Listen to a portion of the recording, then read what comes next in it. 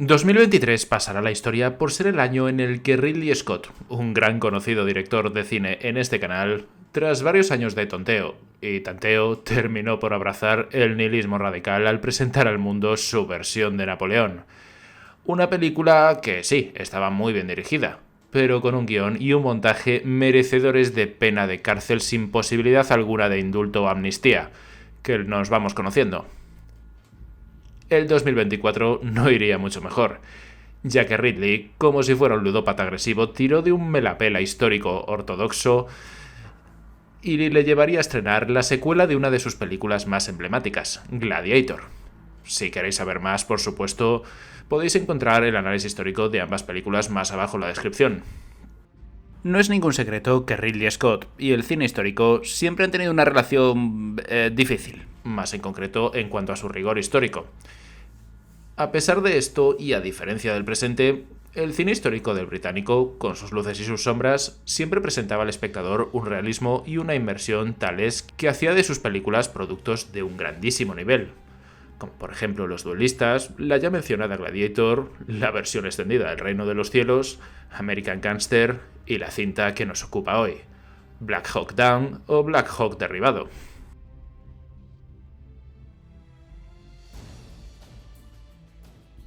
Hola, ¿qué tal? ¿Cómo estáis? Bienvenidos a un nuevo vídeo y bienvenidos a un nuevo análisis histórico en el que, como veis, hoy volveremos a analizar una de las películas de un viejo conocido del canal como es Ridley Scott.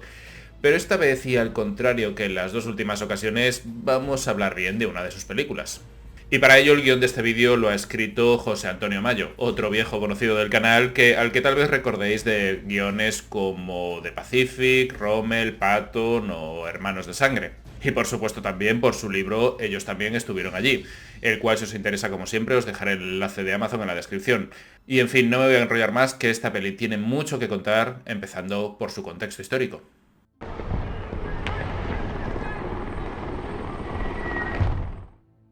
Basada en el libro de 1999, Black Hawk Down, A Story of Modern War, de Mark Bowden, que estaba a su vez basado en una historia real, la película nos narra la historia de la batalla de Mogadiscio, capital de Somalia, entre los días 3 y 4 de octubre de 1993, desde el punto de vista norteamericano, obviamente. Y esta sería la batalla de mayor intensidad luchada por Estados Unidos desde la Guerra de Vietnam, y marcaría la doctrina militar del país americano durante toda una década. Pero como acabamos de decir en la intro, retrocedamos un poco en el tiempo para poner algo de contexto. Desde finales de la década de los 80, Somalia, el país del Cuerno de África, se hallaba inmersa en una guerra civil de facto. El derrocamiento del dictador Mohamed Siad Barre en 1991 trajo consigo un vacío de poder que llevó a las diferentes facciones militares, grupos armados o clanes a disputarse el control del país. A las decenas de miles de muertos, producto de los combates a lo largo de ese año, se le unieron cientos de miles más, a causa de la terrible hambruna de 1992. Casi medio millón de personas. Somalia, por entonces, era un estado fallido en toda regla, y la ONU decidió tomar cartas en el asunto. Tras un primer y fallido intento por parte de Naciones Unidas de aliviar el caos en el país africano a través de UNOSOM, la United Nations Operation in Somalia, Estados Unidos se ofreció a finales del 92 a liderar una misión multinacional denominada UNITAF y una operación militar bautizada como Restore Hope, restaurar la esperanza. El objetivo no era otro que el de crear un entorno seguro a través del cual poder entregar la ayuda humanitaria que tan desesperadamente requería la población civil y que hasta entonces había sido sistemáticamente bloqueada y apresada por diferentes grupos armados. Y se logró en un tiempo récord. Para la primavera del 93, las pérdidas por enfermedad e inanición en Somalia habían decrecido a la par que los enfrentamientos. Ante la aparente mejoría de la situación de su país y el compromiso de la mayor parte de los clanes y grupos somalíes para llegar a una solución pacífica, la ONU se hizo de nuevo con el control de la operación, dando lugar al UNOSOM II. La partida de gran parte de las Fuerzas Armadas norteamericanas precedió a la escalada de tensiones entre la misión de la UNOSOM y el líder de la Alianza Nacional Somalí, o ANC, el general Mohamed Farrak Aidid, quien aspiraba a hacerse con el control de todo el país. El 5 de junio de 1993 tuvo lugar un enfrentamiento en el que las fuerzas de Aidid acabaron con la vida de 25 soldados pakistaníes durante una inspección en la emisora de radio de Mogadiscio, el principal medio de comunicación y propaganda de Aidid. Una operación en la que la UNOSOM esperaba encontrar armas o incluso destruir la emisora. A partir de aquel día, capturar a Aidid, sobre cuya cabeza se puso una recompensa de $25.000, y desmantelar a la ANS se convirtió en el objetivo principal de las fuerzas de las Naciones Unidas en Somalia. Algo más de un mes después, el 12 de julio, tuvo lugar la conocida como Redada del Lunes Negro, en la que las fuerzas norteamericanas, bajo el mandato de la ONU, lanzaron un ataque aéreo sobre una villa de Mogadiscio, el edificio que acogía una reunión de gran importancia entre los ancianos, es decir, los líderes de varios clanes y el ANS. Estos últimos interpretarían aquel encuentro como un posible consejo de guerra, y dieron luz verde al ataque, el cual se cobró más de 70 vidas. Y esta acción supondría un punto de inflexión en el conflicto, ya que radicalizó aún más la postura somalí, degenerando en un aumento en el número de adeptos de Aidid, y supuso que ahora sí se atrevieran a apuntar a personal norteamericano.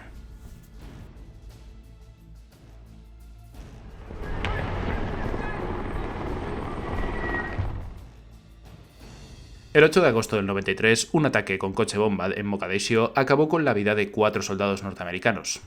En respuesta a esto, el presidente estadounidense Bill Clinton aprobó el envío de la denominada Task Force Ranger, una fuerza armada de élite compuesta por una compañía de Rangers, un escuadrón de operadores Delta Force, miembros de los SEALs, además del 160 Regimiento de Aviación de Operaciones Especiales a bordo de los Little Bears y los míticos MH-60 Black Hawk. El objetivo principal de aquel contingente armado de algo menos de medio millar de hombres era bastante claro: capturar a Aidid con vida. Había comenzado lo que se denominaba la Operación Serpiente Gótica. Desplegados para finales de agosto en Mogadiscio, o MOG como la llamaban los estadounidenses, más en concreto en un viejo hangar del aeropuerto de la capital, los norteamericanos descubrieron casi al instante que aquella misión iba a ser más compleja de lo que se habían imaginado. Con un Aidid en paradero desconocido, la prioridad pasó a ser la captura de sus lugartenientes. Tras 5 incursiones de mayor o menor éxito a lo largo de septiembre, el día 21 lograron apresar a un objetivo de alto nivel, Osman Ato, mano derecha y jefe de finanzas de Aidid. Los resultados parecía que empezaban a llegar, aunque a un alto coste. En Mogadiscio, entre la población civil, cada vez eran más los que veían con malos ojos la presencia norteamericana, incluso entre aquellos que en un principio no eran adeptos de Aidid.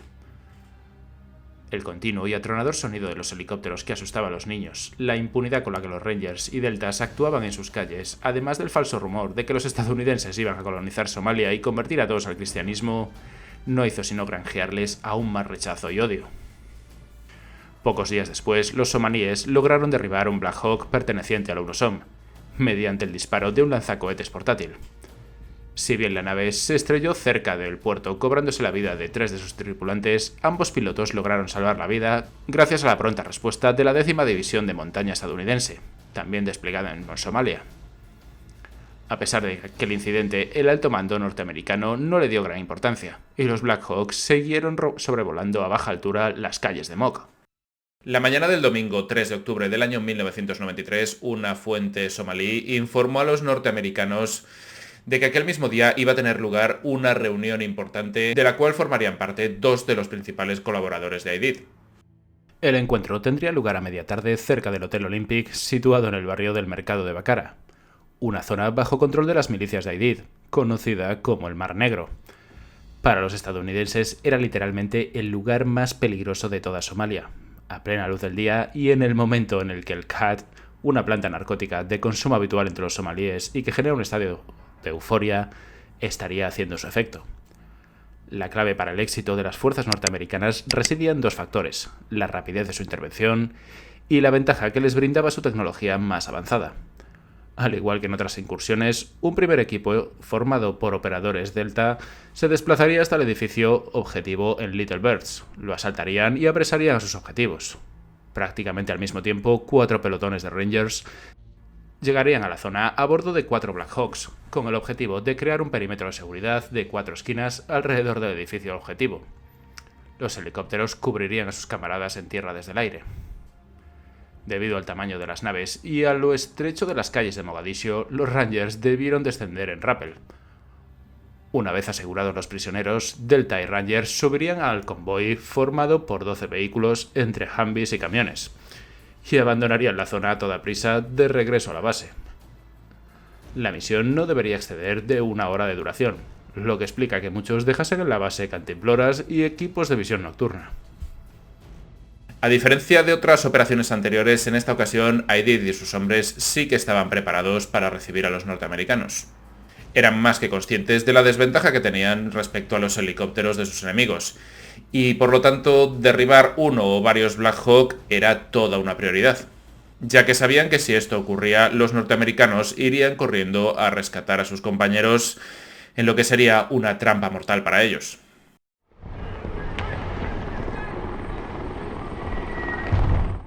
Sobre las 3:30 de la tarde, Deltas, Rangers y pilotos recibieron luz verde al grito de «¡Irene, Irene!».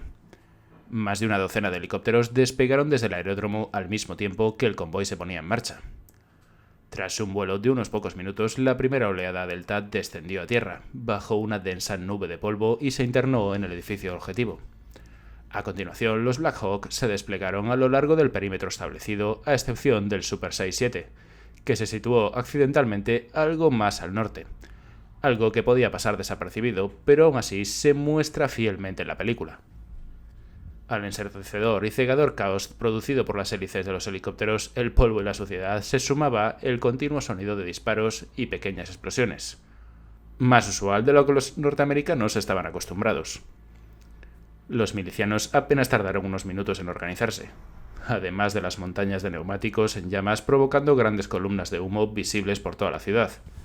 Se llamó por radio a todo aquel que portara un arma, lo cual en Somalia abarcaba un amplio espectro de la población, para desplazarse hasta el Hotel Olympic. Tenían que empezar a levantar barricadas en las calles para evitar que el convoy pudiera moverse libremente. Al habitual delgaducho, tal y como los llamaban los norteamericanos a los somalíes, el cual blandía un rifle o un AK-47, se unieron gran cantidad de ellos portando RPGs, además de los técnicos, o camionetas o 4x4 con lanzacohetes o ametralladoras de gran calibre adosadas a la parte trasera de los mismos. Por lo tanto, sí, cientos de somalíes estaban dispuestos a responder con todo lo que tenían a mano para convertir sus calles en todo un campo de batalla. En medio de todo este caos que no había hecho sino comenzar, un joven ranger de nombre Todd Blackburn se resbaló del Black Hawk del que se disponía a lanzarse en rappel, cayendo desde unos 20 metros de altura hasta el suelo. Inconsciente y herido de gravedad, se solicitó su evacuación inmediata. Como la extracción de los prisioneros somalíes todavía iba a demorarse un poco, se decidió que 3 Humvees partieran de inmediato para llevar al Ranger a la base. Fue durante esta carrera, bajo un fuego intenso, que el sargento Dominic Pilla se convirtió en la primera víctima mortal de los norteamericanos al recibir un disparo en la cabeza, muriendo al instante. Mientras tanto, el fuego no hacía sino recrudecerse a cada minuto que pasaba alrededor del edificio objetivo. Los helicópteros hacían pasadas continuas para ofrecer algo de protección a las fuerzas de tierra, lo que inevitablemente los exponía y mucho a ser alcanzados.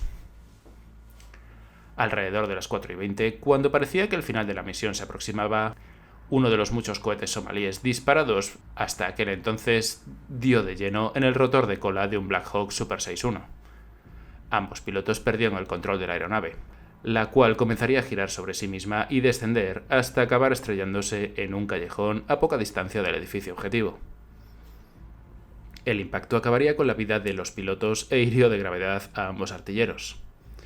Además de estos, el Black Hawk contaba en aquel momento con 2 francotiradores Delta, uno de ellos el sargento Daniel Bush, quien salió relativamente indemne del choque y se dedicó a proteger en solitario la zona de la llegada de somalíes.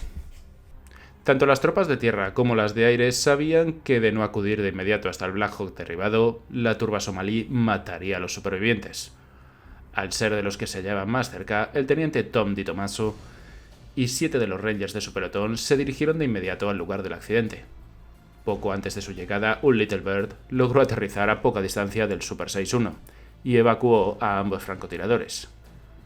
Para entonces, Bush había recibido múltiples heridas de balas durante su heroica defensa del Black Hawk, y murió poco después. Mientras que Di Tommaso tomaba posiciones alrededor del campo de batalla, el resto de Rangers y Deltas trataban de llegar a pie, aunque a paso demasiado lento debido al creciente fuego enemigo. Les costó Dios y ayuda, pero sí, lograron establecerse en los alrededores del Super 6-1, pero menos suerte correría el convoy. En cuanto este terminó de cargar a los prisioneros y a casi todos los Rangers que aún permanecían junto al edificio objetivo, los vehículos se pusieron rumbo a la zona de impacto.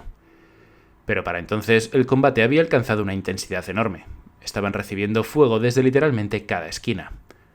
Entre la desorientación propia del caos de la batalla y las continuas emboscadas y barricadas somalíes, el convoy se perdió tratando de llegar hasta el Black Hawk, lo que no hizo sino aumentar el número de bajas entre sus integrantes y vehículos.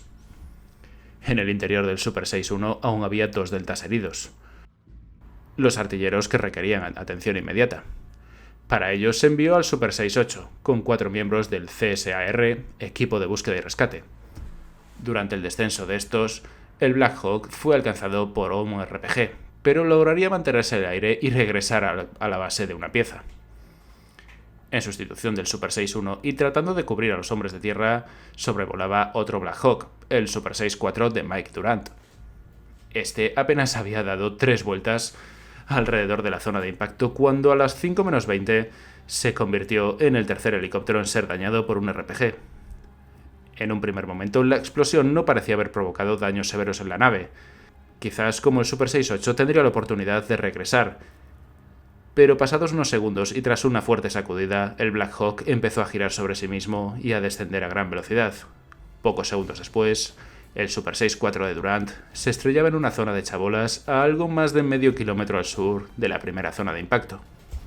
Incapaces ya de mover las fuerzas ya en tierra hasta la nueva zona de impacto, desde la base estadounidense se organizaría un segundo convoy con los 3 vehículos que habían evacuado a Blackburn al principio de la misión.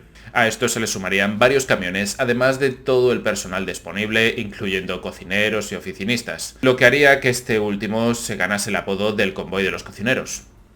Al mismo tiempo, y a bordo del Black Hawk Super 6-2, los francotiradores Delta, Randy Shugart y Gary Gordon y Brad Halin solicitaron hasta en 2 ocasiones permiso para bajar a tierra, llegar a pie hasta la zona de Durant y asegurar esta hasta la llegada del segundo convoy.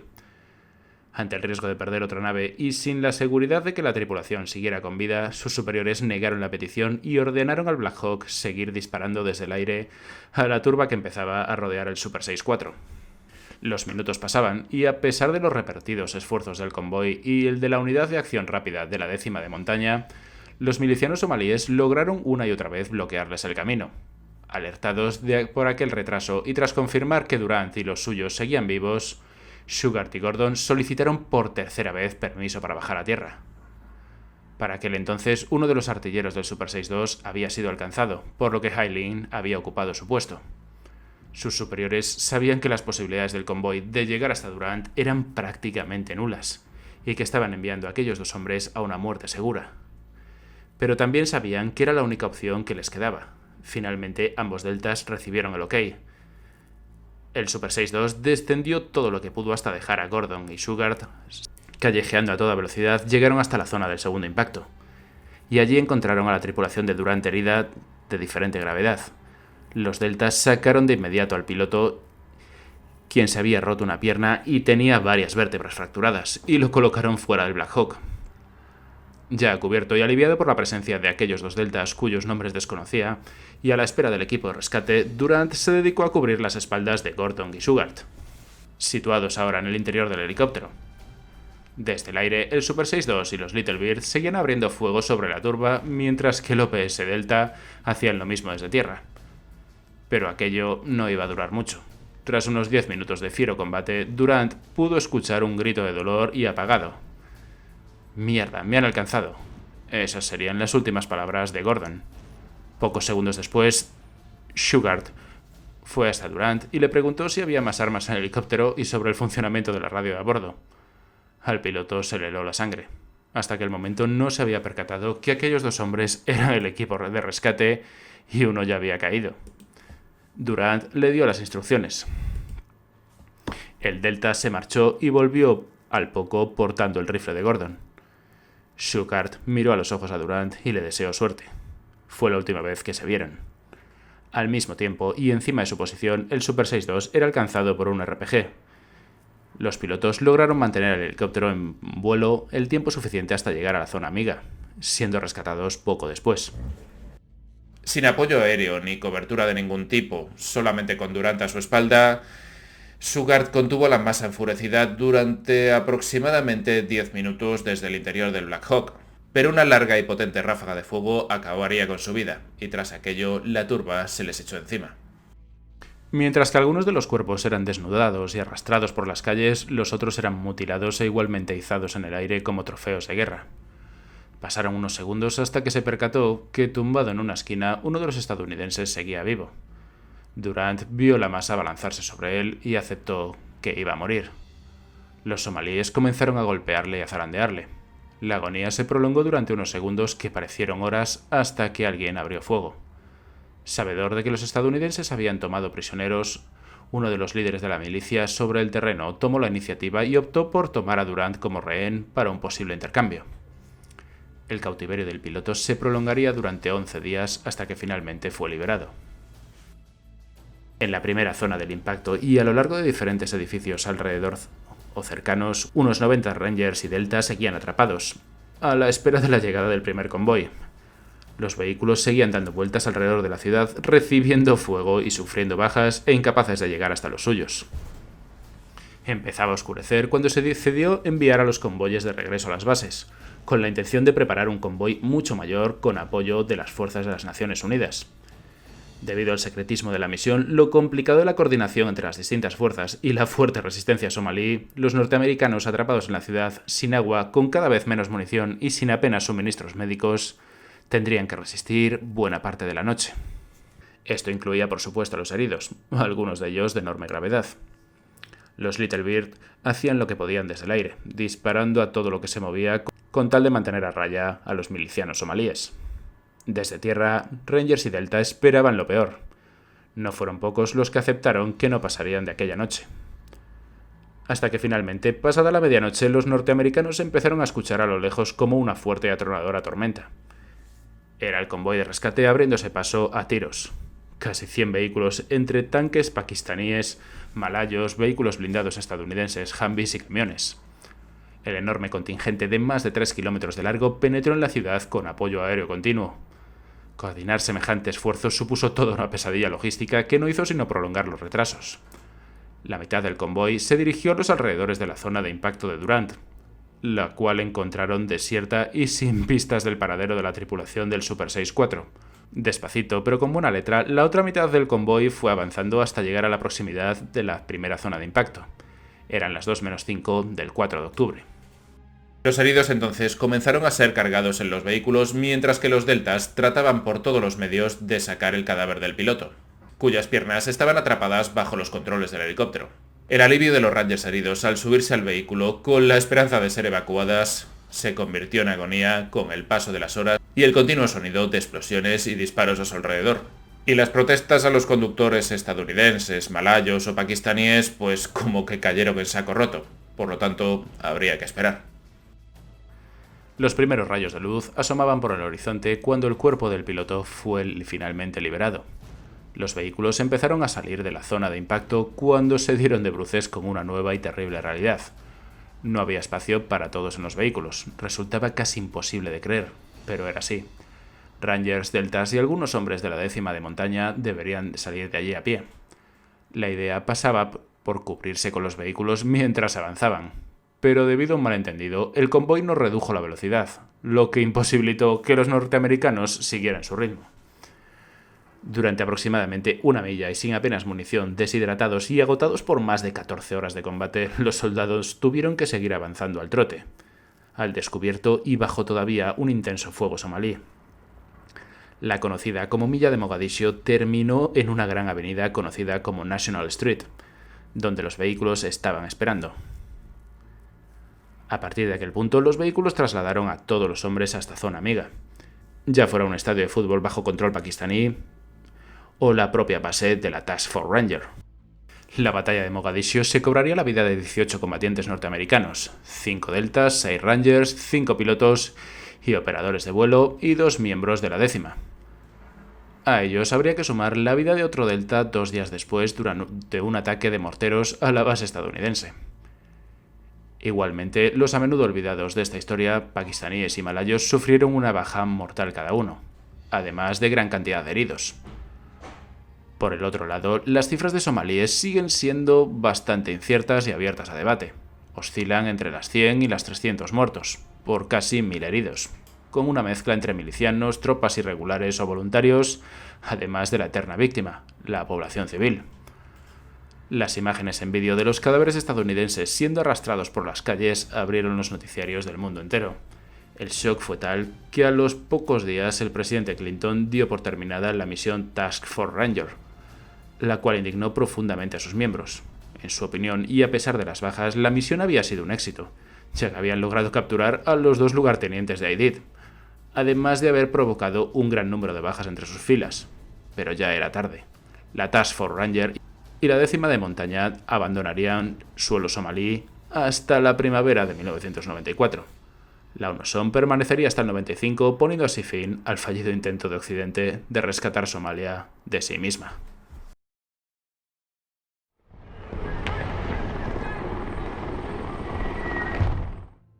A ver, aquí hay que decir que para tratarse de un trabajo de Ridley Scott nos encontramos con una película bastante correcta y respetuosa respecto a la historia que cuenta.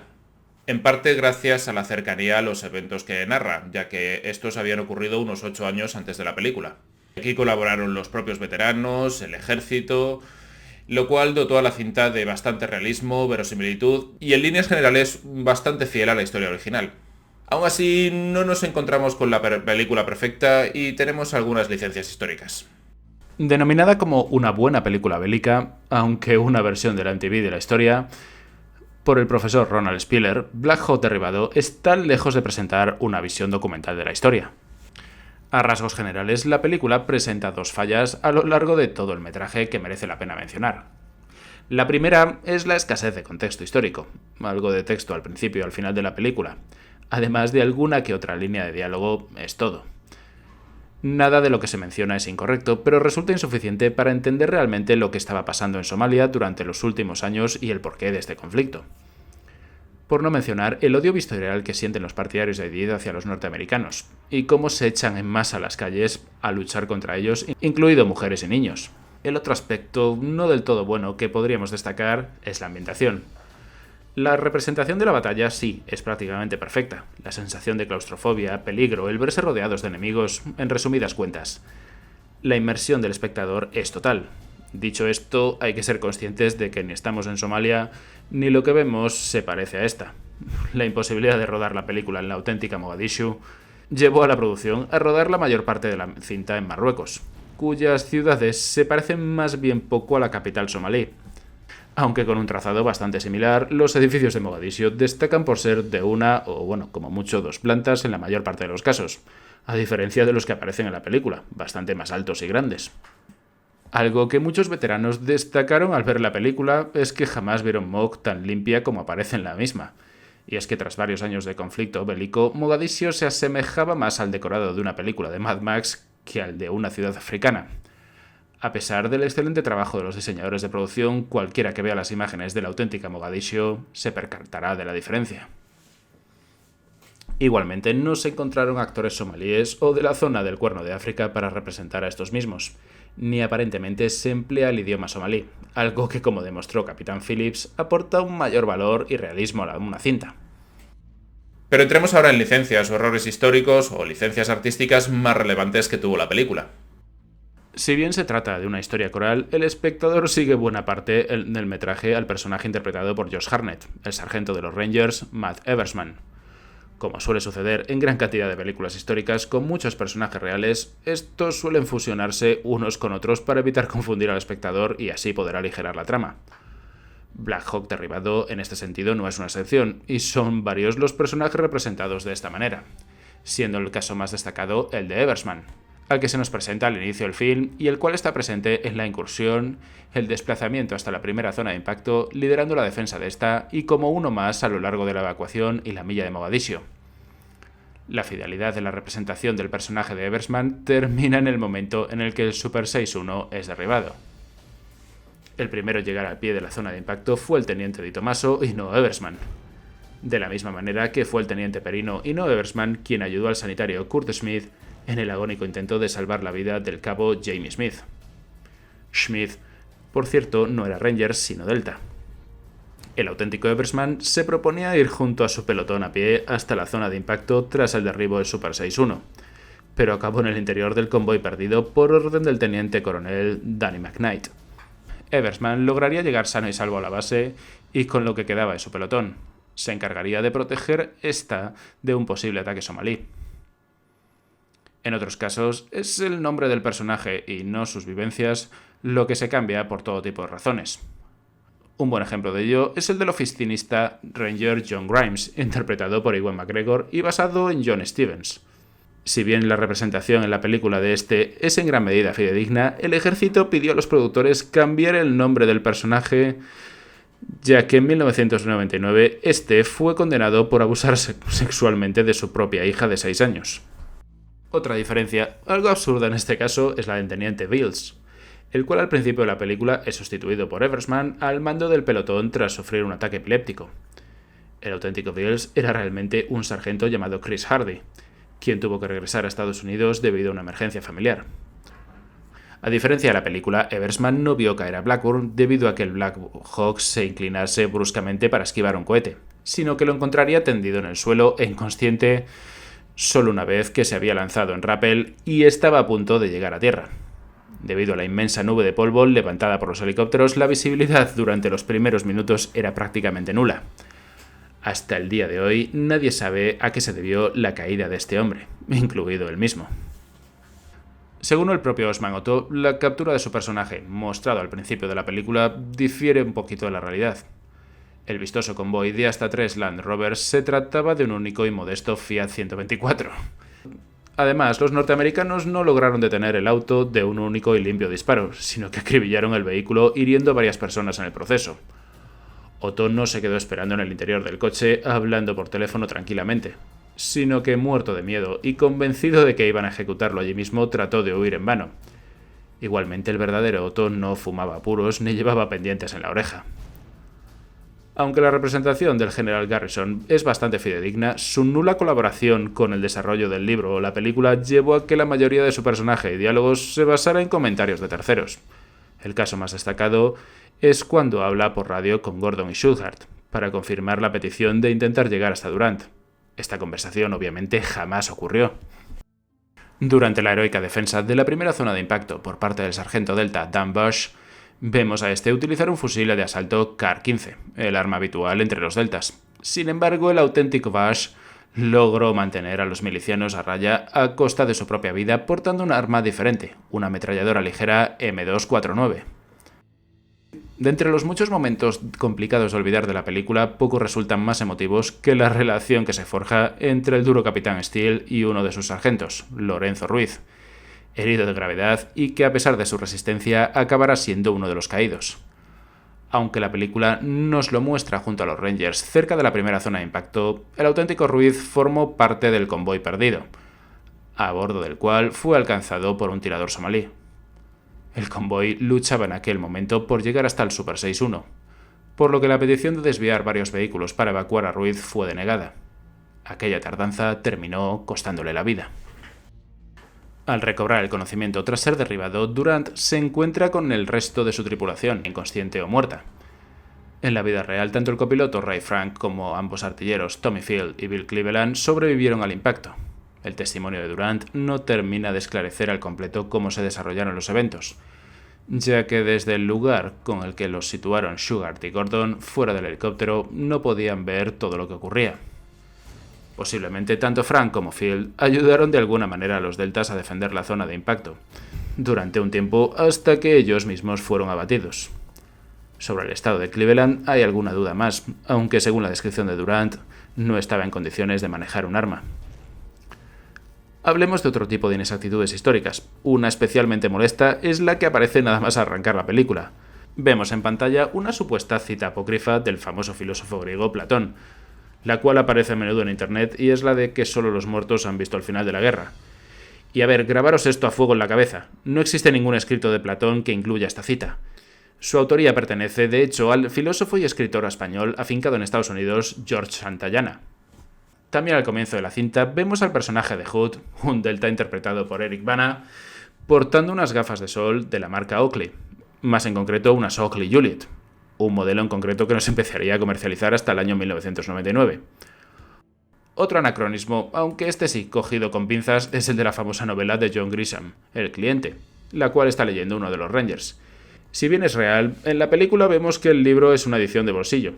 Si bien esta versión no aparecería hasta un año después, ya que por entonces solo se comercializaba la de tapa dura. A pesar de contar con asesores y expertos durante el rodaje para dar mucha más credibilidad a lo que el espectador ve, los diseñadores de producción tuvieron que tomarse algunas libertades creativas. Uno de los ejemplos más claros lo encontramos seguramente en el hecho de que los Rangers aparecen con sus nombres escritos en el casco.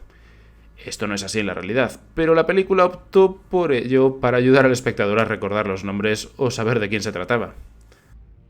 Sobre el lanzamiento de los cohetes, la velocidad de estos era bastante mayor de lo que nos muestra la película.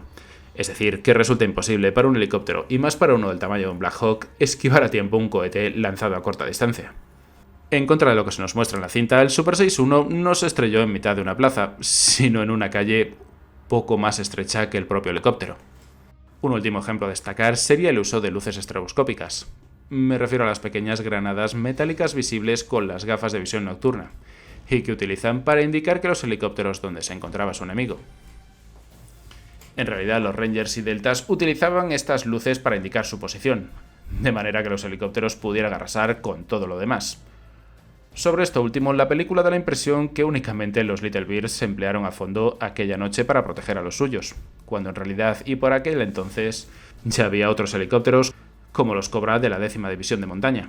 En opinión de Rangers y Deltas, los miembros de la 10ª eran poco menos que reclutas inexpertos en comparación con ellos y su preparación, pero la verdad es que la 10ª División de Montaña y sus miembros no solo tenían una gran historia y preparación, sino que tenían más experiencia en el terreno que los primeros. Para finalizar, la representación de la milla de Mogadiscio, aun siendo una de las mejores escenas, no es del todo fidedigna. Mientras que en la película vemos cómo los vehículos se marchan y este último grupo de Rangers y Deltas han de correr solos hasta el estadio pakistaní, la realidad es que debido a un malentendido, Rangers y Deltas y algunos miembros de la 10ª División de Montaña marcharon a lo largo de aproximadamente una milla sin la escolta de sus vehículos. Al percatarse de aquello, los vehículos se detuvieron y terminaron de cargar a la mayoría en el interior. Y hasta aquí mi vídeo de hoy. Si os ha gustado ya sabéis, podéis suscribiros que es gratis, dejarme un like que me ayuda mucho, un comentario con que os ha parecido el vídeo que me ayuda más todavía, o podéis compartir el vídeo en vuestras redes sociales. Y si no os ha gustado, pues como suelo decir en alguna ocasión, recomendárselo a alguien que os caiga mal para que se fastidie y se lo trague. Un saludo y hasta el próximo vídeo.